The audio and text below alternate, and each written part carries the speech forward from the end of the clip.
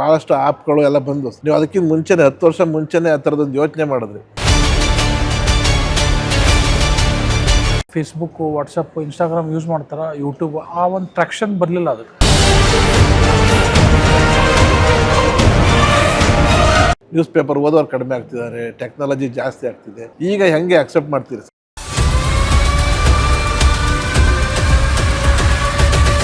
ಪತ್ರಿಕೆ ತಯಾರಾಗ್ಬೇಕಾದ್ರೆ ಎಷ್ಟು ಅದರಿಂದ ಕಷ್ಟ ಐತಿ.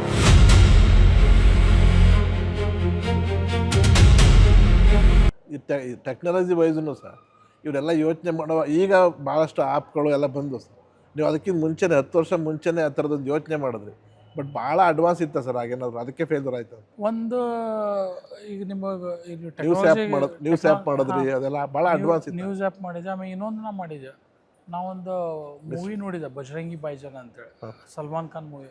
ಆ ಒಂದು ಹುಡುಗಿ, ಚಿಕ್ಕ ಹುಡುಗಿ ಇಲ್ಲಿ ಭಾರತಕ್ಕೆ ಬಂದು ಕಳ್ಕೊಂತಾಳೆ, ವಾಪಸ್ ಹೋಗೋಕ್ಕಾಗಿಲ್ಲ ಪಾಕಿಸ್ತಾನಕ್ಕೆ. ಅದು ಮೂವಿಲಿ ತೋರಿಸಿದ್ದು. ಅದು ನಾನು ನೋಡುವಾಗ ಸಡನ್ನಾಗಿ ನನಗೆ ಒಂದು ಫ್ಲ್ಯಾಶ್ ಆಯಿತು. ನಾ ಮಿಸ್ಡ್ ಪರ್ಸನ್ ಅಂತ ಒಂದು ಆ್ಯಪ್ ಮಾಡಿದೆ ನಾನು. ಮಿಸ್ಡ್ ಪರ್ಸನ್ ಯಾರ್ಯಾರು ಮಿಸ್ ಆಕ್ಕಾರ ಅದೆಲ್ಲ ಅದರೊಳಗೆ ಅಪ್ಲೋಡ್ ಮಾಡ್ಬೋದು. ಅದರಲ್ಲಿ ಒಂದು 2.5 ವರ್ಷ ಒಂದು 10,000 ಜನ ರಿಜಿಸ್ಟರ್ ಮಾಡಿದ್ರು. FIR ಅದು ಇದು ಮಾಡ್ಬೇಕಾಗುತ್ತೆ, ಏನೋ ಆ್ಯಪಲ್ಲಿ ಅಪ್ಲೋಡ್ ಆಗುತ್ತೆ ಅದು. ಸೊ ಒಂದು 10,000 ಜನ ಡೇಟಾ ಎಂಟ್ರಿ ಆಯಿತು. ಮುಂದೆ ಅದು ಏನಾಯ್ತು ಅಂದ್ರೆ, ಜನ ಈಗ ಹೇಗೆ ಫೇಸ್ಬುಕ್ಕು, ವಾಟ್ಸಪ್, ಇನ್ಸ್ಟಾಗ್ರಾಮ್ ಯೂಸ್ ಮಾಡ್ತಾರೆ, ಯೂಟ್ಯೂಬ್ ಆ ಒಂದು ಟ್ರ್ಯಾಕ್ಷನ್ ಬರಲಿಲ್ಲ ಅದಕ್ಕೆ. ಈಗ ಇನ್ನೂ ಅದನ್ನು ವಿಚಾರ ಮಾಡ್ತಾ ಇದ್ದೇನೆ. ಥ್ರೂ AI ಈಗ ಮತ್ತು ಭಾಳಷ್ಟು ಇಂಪ್ರೂವ್ ಆಗಿದೆ.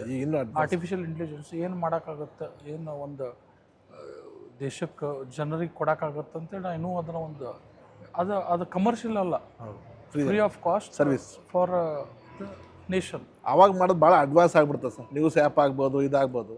ಇನ್ನೂ ಜನ ತುಂಬ ಬಳಕೆ ಮಾಡ್ತಿರಲಿಲ್ಲ ಸರ್, ನೀವು ಆಗಲೇ ಯೋಚನೆ ಮಾಡಿದ್ರಿ. ಹಂಗಾಗಿ ಅದು ಬೇಗ ಪಾಪ್ಯುಲರ್ ಆಗಲಿಲ್ಲ ಸರ್. ಈಗ ತಂದೆಯವರ 25-26 ವರ್ಷದ ಮಾಧ್ಯಮದ ಹೋರಾಟ ಈಗಿನ ದೊಡ್ಡ ಹೋರಾಟ ಸರ್. ಯಾಕೆಂದರೆ ನ್ಯೂಸ್ ಪೇಪರ್ ಓದೋರು ಕಡಿಮೆ ಆಗ್ತಿದ್ದಾರೆ, ಟೆಕ್ನಾಲಜಿ ಜಾಸ್ತಿ ಆಗ್ತಿದೆ.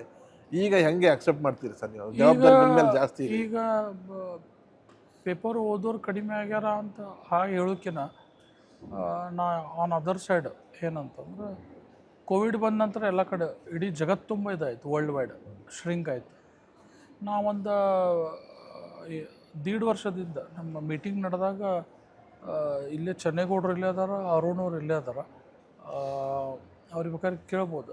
ನಾವೊಂದು ಹಾಗೆ ನಮ್ಮ ಸರ್ಕ್ಯುಲೇಷನ್ ಮೀಟಿಂಗ್ ನಡೆದು ಸಟ್ ಅಂತ ಆಗ ಒಂದು ಐಡಿಯಾ ಬಂತು. ಪ್ರೆಸ್ ವಿಸಿಟ್ ಅಂತ ಒಂದು ಕಾನ್ಸೆಪ್ಟ್ ಶುರು ಮಾಡಿದೆ. ನೋಡ್ತೀವಿ ಎಲ್ಲ ಮಕ್ಕಳಿಗೆ ಎಲ್ಲ 10 ಎಡಿಷನಲ್ಲಿ ನಮ್ಮ ಬಸ್ಸಲ್ಲೇ ಹೋಗ್ತಾರೆ, ಟ್ರಾವೆಲ್ಸ್ ಬಸ್ಸಲ್ಲೇ, ವಿಜಯಾನಂದ ಟ್ರಾವೆಲ್ಸು. ನಮ್ಮ ಪ್ರೆಸ್ಸಿಗೆ ವಿಸಿಟ್ ಮಾಡಿ ಹೇಗೆ ಒಂದು ಪತ್ರಿಕೆ ತಯಾರಾಗ್ಬೇಕಾದ್ರೆ ಎಷ್ಟು ಅದರಿಂದ ಕಷ್ಟ ಐತಿ, ಎಷ್ಟು ಶ್ರಮ ಐತಿ, ಎಷ್ಟು ಟೀಮ್ ವರ್ಕ್ ಐತಿ, ಅದು ಹೇಗೆ ಹೊರಗೆ ಬರುತ್ತೆ ಅನ್ನೋದು ಎಲ್ಲ ಒಂದು ಮಕ್ಳಿಗೊಂದು ಖುಷಿ. ಅದರಿಂದ ನಮ್ದು ಆ್ಯಕ್ಚುಲಿ ನಮ್ದು ಸ್ವಲ್ಪ ಕಾಪಿ ಗ್ರೋ ಆಗಿದ್ದಾವೆ, ಅಂದ್ರೆ ಏರಿದಾವೆ, ಕಡಿಮೆ ಆಗಿಲ್ಲ. ಇವತ್ತು ಒಂದು ಪೇಪರ್ ಏರಿಸ್ಬೇಕಂದ್ರೆ ಕನಿಷ್ಠ ಖರ್ಚು ನಾವು ಡಿವೈಡ್ ಮಾಡಿ ಚೆಕ್ ಮಾಡಿದಾಗ ಒಂದು 5,000-6,000 ರೂಪಾಯಿ ಆಗುತ್ತೆ ಒಂದು ಪತ್ರಿಕೆ ಏರ್ಸಕ್ಕೆ. ಅಷ್ಟು ಖರ್ಚು ಐತಿ ಇವತ್ತು. ಅದನ್ನೇ ಹೇಳಿ ಸರ್, ಈಗಿನ ಚಾಲೆಂಜೇ ದೊಡ್ಡದಿದೆ. ಯಾಕೆಂದರೆ ಟೆಕ್ನಾಲಜಿ ಇದೆ, ಹೊಸ ಐಡಿಯಾ. ಸೊ ಈಗ ಮಕ್ಕಳು ಬಂದು, ಅವರೆಲ್ಲ ಸ್ಕೂಲು ಕಾಲೇಜು ಮಕ್ಕಳು ಬಂದು ಅವ್ರು ವಿಸಿಟ್ ಮಾಡಿ ತಿಳ್ಕೊತಾರೆ. ಅದರಲ್ಲ ಸೀರಿಯಸ್ ಆಗಿನೂ ಕೆಲವೊಬ್ರು ಮತ್ತು ಸಬ್ಸ್ಕ್ರೈಬ್ ಕೂಡ ಮಾಡ್ತಾರೆ ಮನೆಗೆ ಹೋಗಿ. ಹೀಗೆ ಒಂದು ನಾವು ಕಾಂಪಿಟೇಷನಲ್ಲಿ ಇರಬೇಕು. ಮತ್ತು ಇದು ಒಂದು ಏನೋ ಈಗೇನು ಒಂದು ಡ್ರಾಪ್ ಅಂತ ನೀವು ಕೇಳಿದ್ರಲ್ಲಿ, ಎಲ್ಲ ಕಡೆ ಪತ್ರಿಕೆ ಡ್ರಾಪ್ ಆಗ್ತಾಯಿದೆ.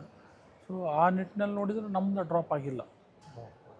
ಕೋವಿಡ್ ಬಂದಾಗ ಆಗಿದ್ದು ಎಲ್ಲರದ್ದು ಆಗಿತ್ತು. ಅದು ಓದುಗರು ಕಮ್ಮಿ ಆಗಿಲ್ಲ ಸರ್, ಡಿಸ್ಟ್ರಿಬ್ಯೂಷನ್ ಸಮಸ್ಯೆ ಇದೆ ಸರ್. ಡಿಸ್ಟ್ರಿಬ್ಯೂಷನ್ ಈಗ ಅದೊಂದು ಎಲ್ಲರಿಗೂ ಈ ಹಾಕರ್ಸ್ ಏಜೆಂಟ್ಸ್ ಹೇಳೋದು ಚಾಲೆಂಜ್ ಏನಂದ್ರೆ, ಮಕ್ಕಳ ಬೆಳಿಗ್ಗೆ ಬಂದು ಹೌದು ಸಿಗಲ್ಲ ಅಂತ ಹೇಳ್ತಾರೆ. ಸಿಗಲ್ಲ, ಯಾಕೆಂದರೆ ಕಡಿಮೆ ದುಡ್ಡಿಗೆ ಬರಲ್ಲ ಸರ್ ಮಕ್ಕಳು. ಮೊದಲಾದರೆ ಸ್ವಲ್ಪ ದುಡ್ಡಿಗಾದ್ರೆ ಬರ್ತಾಯಿದೆ. ಈಗ ನೀವು ದೊಡ್ಡ ಸಮಸ್ಯೆ, ದೊಡ್ಡ ಚಾಲೆಂಜ್ ಇರೋದೇ ಅದು ಸರ್. ಈಗ ನಿಮ್ಮದು ಅದನ್ನು ಹೆಂಗೆ ಫೇಸ್ ಮಾಡೋದು? ಅದೇ ಈಗ ಮತ್ತು ಸ್ವಲ್ಪ ಎಲ್ಲ ಅದನ್ನು ಬ್ಯಾಲೆನ್ಸ್ ಮಾಡ್ಕೊಂಡು ಹೋಗ್ತಾ ಇದ್ದೀವಿ. ಆ್ಯಂಡ್ ಎಲ್ಲ ಒಂದು ಒಳ್ಳೆಯ ಒಂದು ಏನು ಕಮಿಷನ್ ಸ್ಟ್ರಕ್ಚರ್ ಅನ್ಬೋದು, ಒಂದು ಸ್ಯಾಲ್ರಿ ಇರ್ಬೋದು, ಅದೆಲ್ಲ ಮಾಡಿದಾಗ ಮತ್ತು ನಿಂದಿರ್ತಾರೆ.